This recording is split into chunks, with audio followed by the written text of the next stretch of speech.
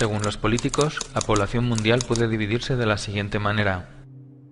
El 90% son borregos analfabetos que solo ven fútbol y son incapaces de desarrollar espíritu crítico. Un 9% son personas con educación y cultura, realizan profesiones útiles, están preocupados por el medio ambiente pero tienen bajos salarios y no tienen poder ni influencia. Un 1% restante se queda con todas las riquezas, destruyen los recursos naturales y explotan al 99%. Esta película pretende ser lo más objetiva posible, evitando cualquier juicio subjetivo u opinión dogmática que tergiverse los hechos. Esto es especialmente aplicable a los banqueros y a los políticos.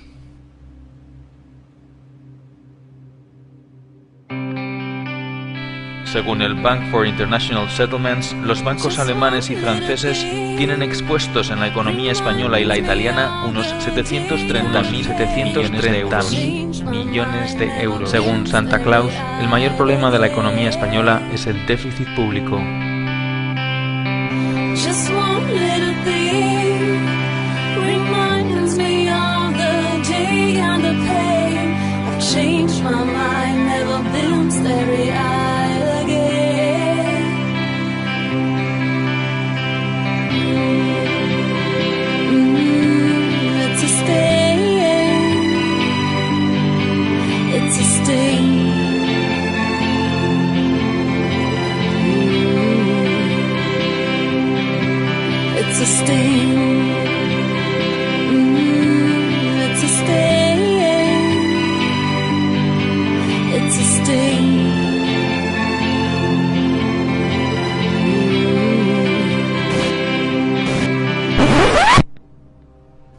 Bretton Woods. El 1 de julio de 1944, Estados Unidos convoca a 44 naciones que se reúnen en Bretton Woods.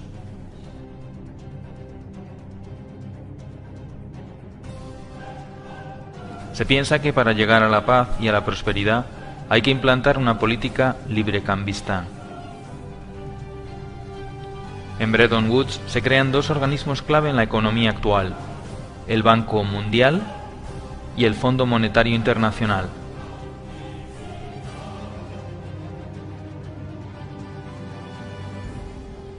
El Fondo Monetario Internacional tenía como misión conceder préstamos a países con problemas en la balanza de pagos.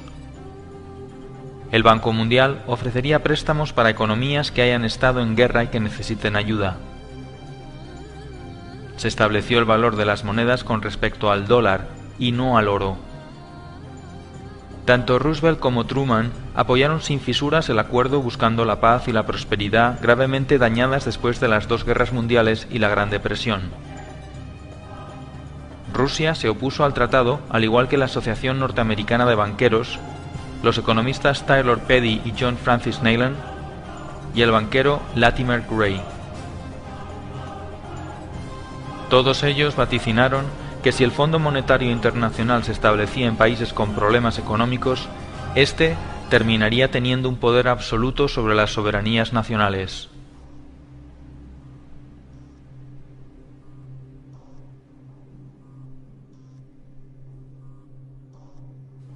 Entonces, surge una pregunta: ¿qué es el dinero?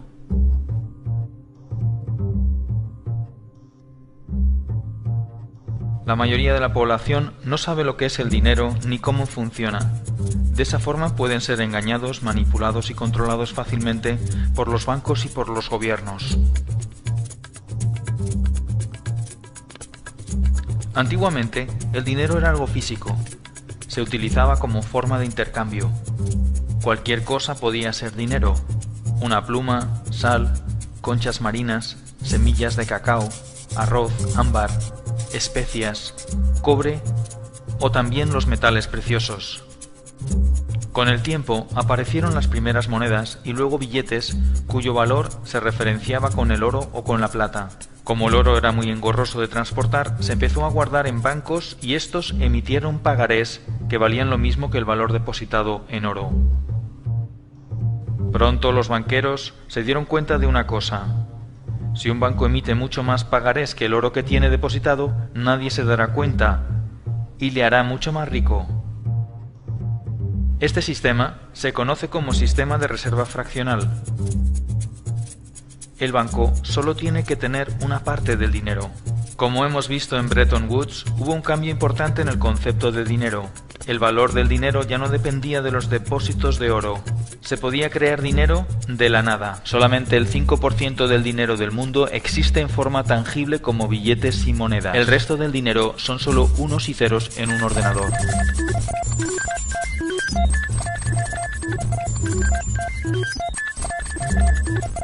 La actual política monetaria se basa en el sistema de reserva fraccionaria. Este sistema consiste en que un banco tiene derecho a prestar el dinero de sus clientes al mismo tiempo que tiene la obligación de devolvérselo cuando lo reclamen. El dinero es creado todos los días por los bancos privados en una red compleja denominada de intermediación bancaria. Cada vez que alguien pide un préstamo, el banco emite un pagaré que de la nada se convierte en dinero. Aunque se crea el dinero de esta manera, el sistema está fuertemente regulado y se basa en la confianza. Para que esto sea posible, se establece un pequeño control llamado el requerimiento fraccional de reserva. El requerimiento fraccional de reserva es el límite que impone un gobierno para la creación de dinero mediante el coeficiente de caja. El coeficiente de caja indica el porcentaje de dinero que un banco debe mantener en reservas líquidas y se calcula mediante la siguiente fórmula. Según el reglamento 1745/2003 del Banco Central Europeo, el coeficiente de caja está en un 2%. Sin embargo, según el artículo 4, los depósitos a plazo a más de 2 años se les aplica un coeficiente de un 0%. Esto quiere decir que se puede crear dinero de la nada ilimitadamente sin generar depósitos de reserva. El único límite en el mercado interbancario será el definido por el efecto multiplicador del dinero, pero en la práctica no hay límite.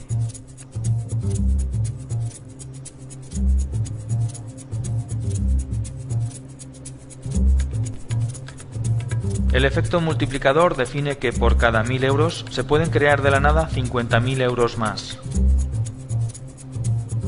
Es decir, por cada dólar o euro depositado se podían crear otros 50 más de la nada. Esto viene a ser un índice de la relación entre la economía real y la economía ficticia. En la práctica, el dinero lo crean los bancos privados cada vez que alguien solicita un préstamo. Es el prestatario el que aporta algo real, como por ejemplo su casa. Cuando un banco no puede pagar, se le rescata con el dinero de los ciudadanos. Cuando un ciudadano no puede pagar, se le echa a la calle con un desahucio legal y el banco se queda con la casa. Cuando los bancos no tienen dinero porque han agotado al límite su efecto multiplicador o bien porque su nivel de impago es muy superior, acuden a financiarse al Banco Central Europeo. El Banco Central Europeo es quien realmente hace la verdadera magia. Puede crear dinero de la nada y ponerlo a muy bajo interés y dárselo a los bancos. Ese dinero luego lo utilizan los bancos para especular, comprar bonos que el propio Estado tiene que devolver con mayor interés y prestarlo a intereses mucho mayores del 1%, generándoles unas plusvalías inmediatas por no hacer nada.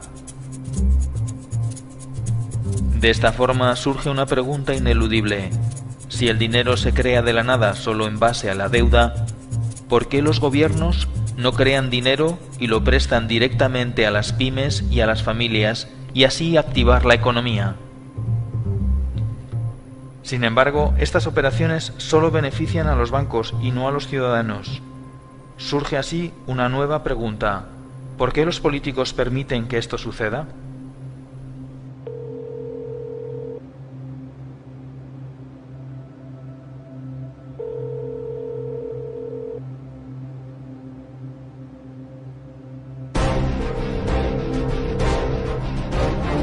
Teoría de las puertas giratorias. Los políticos gastan el dinero público en proyectos, endeudándose, pidiendo dinero a bancos que crean el dinero de la nada, pero que cobran intereses haciéndoles un favor.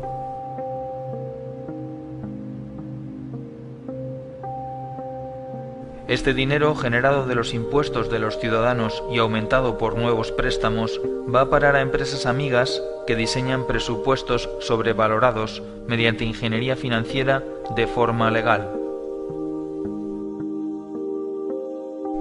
Una obra que cuesta 120 millones ahora cuesta 160 millones por arte de magia. Los proyectos suelen ser obras públicas de gran calado y se vende la idea de que este tipo de proyectos mejoran la economía del país y son buenos para la gente. Cuando esta operación se hace bien no pasa nada, pero cuando se hace mal se descubren tramas de corrupción y pueden ser juzgados por la ley. Para que el sistema funcione y queden impunes, hay que manipular las leyes o bien comprar también a los jueces. Una vez que el político se queda con la diferencia, el dinero se guarda en paraísos fiscales lejos de cualquier control.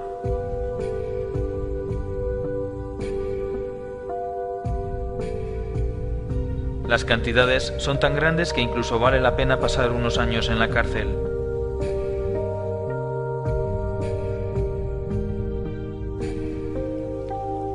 Para devolver el favor que los bancos hacen a los políticos, estos legislan haciendo que la banca siempre gane y organizando más tarde sustanciosos rescates con el beneplácito de las instituciones internacionales que están metidas en el ajo.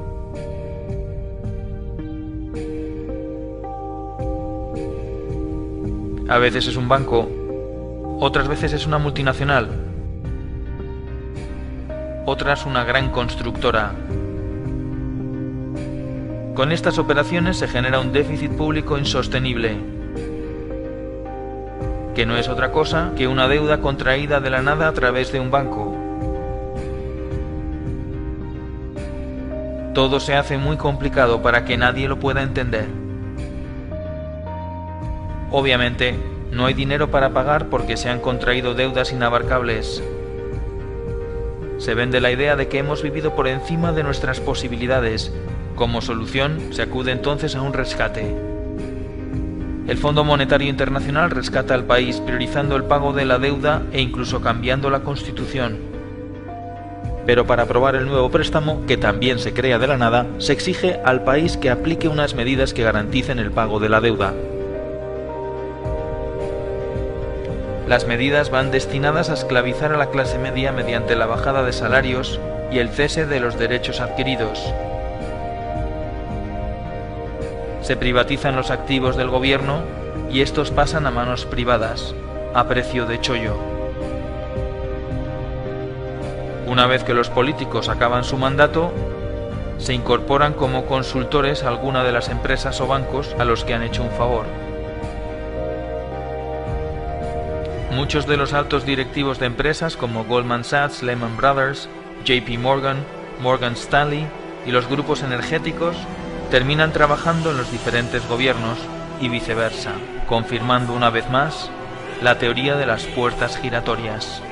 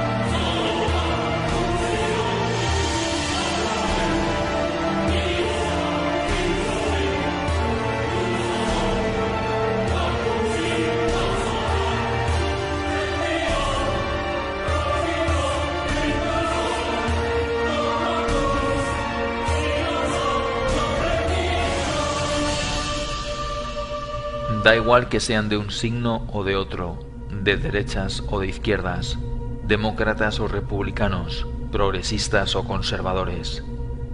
La realidad económica nos señala que los políticos, en lugar de prestar sus servicios a la ciudadanía al 99%, la prestan al 1%.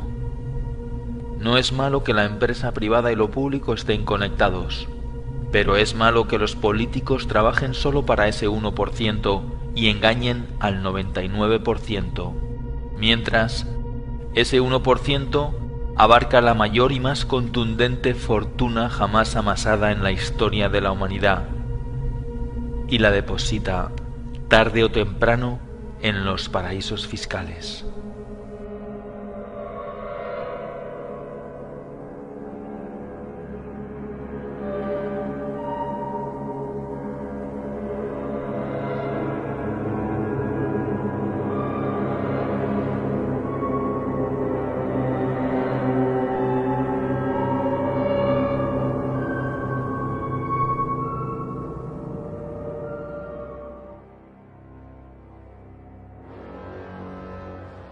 La gran mayoría de las empresas que cotizan en el IBEX 35 tienen presencia en los paraísos fiscales.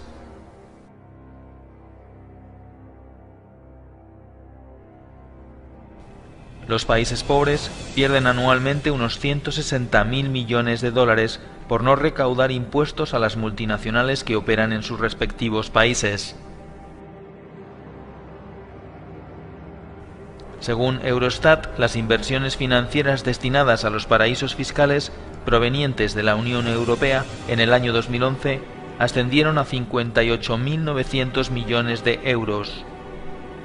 Según The Global Financial Integrity, en el año 2009, los flujos de capital que acabaron en paraísos fiscales fueron un total de 903.000 millones de dólares.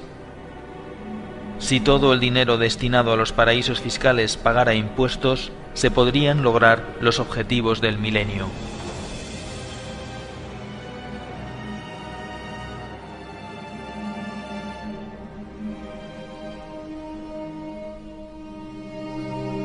Como hemos visto, el principal problema de la economía no es el déficit público, ni siquiera la deuda.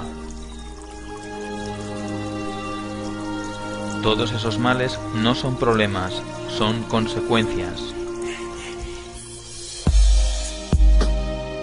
El sistema financiero y las corporaciones multinacionales, al no encontrar un límite a su actividad, han corrompido el sistema político sometiéndolo a sus intereses, dando la espalda a las personas, creando un mundo cada vez más absurdo y esclavizante. Los políticos trabajan para los lobbies financieros, dejando al ciudadano cada vez más indefenso y pobre.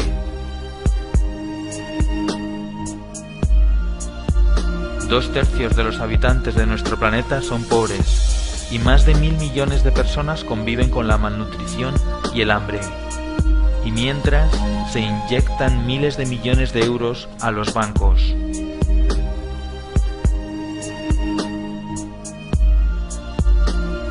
¿Cómo es posible? El 99% de la población está cada vez menos protegida y es más vulnerable a ser explotada y padecer una miseria económica perpetua.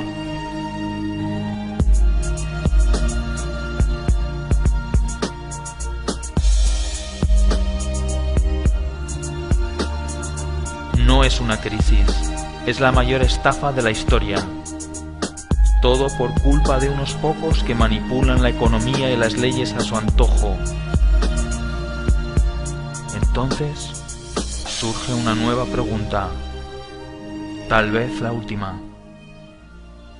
¿Qué podemos hacer?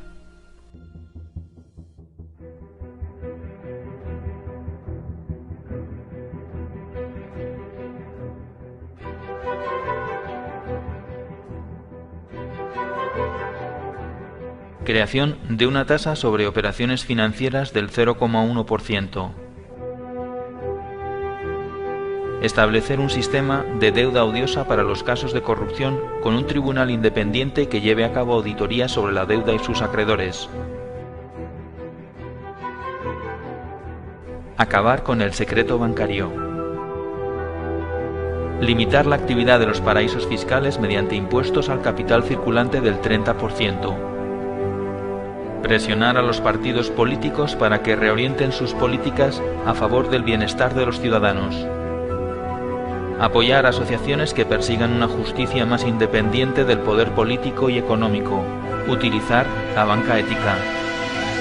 Presionar y participar en las organizaciones sindicales para contrarrestar el poder de las multinacionales y de las reformas laborales. Participar y apoyar organizaciones que fomenten la solidaridad y el comercio justo. Pon en marcha una iniciativa legislativa popular. Entérate de cuáles son las condiciones concretas en tu país. Participar y apoyar organizaciones que protejan el medio ambiente y propongan un modelo de crecimiento sostenible. No votes a los partidos mayoritarios. Lee libros e infórmate sobre la realidad. No te creas lo que te dicen los medios de comunicación, la mayoría están comprados. Piensa que la pasividad y el escepticismo son cómplices de la corrupción. Afíliate a un partido con el que estés en desacuerdo y trata de cambiarlo desde dentro. No utilices la violencia, utiliza la cabeza. Somos el 99%. Tenemos mecanismos para contrarrestar el poder. Somos más fuertes. Somos más. Es hora de entrar en acción.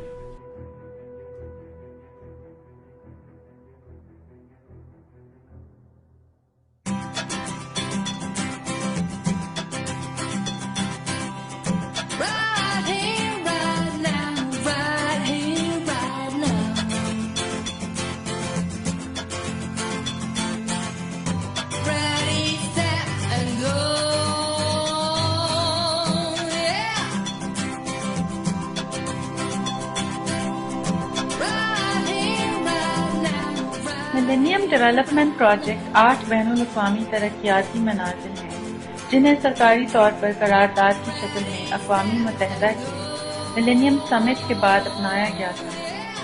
ये millennium summit अक़वामी मुत्तहिदा की millennium declaration के बाद करार पाया था। अक़वामी मुत्तहिदा के 193 रुकन ममालिक और तकरीबन 23 बैनुल-अक़वामी इदारों ने मुतफ़क्का तौर पर इस करारदाद पर हामी भरी थी और इस बात पर मुत्तफ़िक हुए थे कि इन मनाज़िल को सन 2012 तक कामयाबी की राह पर लाया जाएगा। ये मनाज़िल ये हैं: 1. भूख और गुर्बत को जड़ से उखाड़ना। 2. तालीम का बुनियादी हक दिलवाना। 3. जिनसी तवाज़ुन और मसावात को आगे बढ़ाना और औरतों को उनके हकूक़ दिलवाना और इनको इख्तियारात देना। 4. नए पैदा बच्चों की शराह अमवात में कमी लाना। 5. बच्चा और बच्चा की सेहत को बेहतर बनाना। 6. मलेरिया और एड्स जैसी मौलिक बीमारियों का मुकाबला करना। 7. माहौलियात को यकीनी सूरत देना। 8. दुनिया भर में लोगों को तरक्याती हिस्सादारी देना।